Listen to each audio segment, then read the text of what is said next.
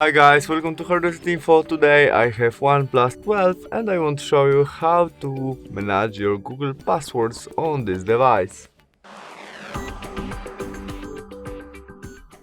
Our first step to do that is from main menu we must open Google Chrome.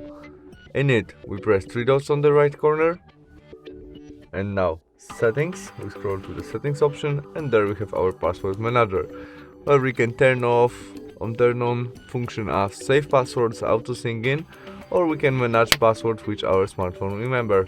In this case to our Facebook account we can press there and now we can copy our email, copy our passwords, or after we press this ice icon our smartphone show us password which remember. We can also delete all by this trash icon and we can custom it, I don't say it. We can tap there and add something or delete. And we can also delete all our smartphone remember by this trash icon and confirm all by delete passwords. And that's all. Thanks for watching. See you soon. Bye.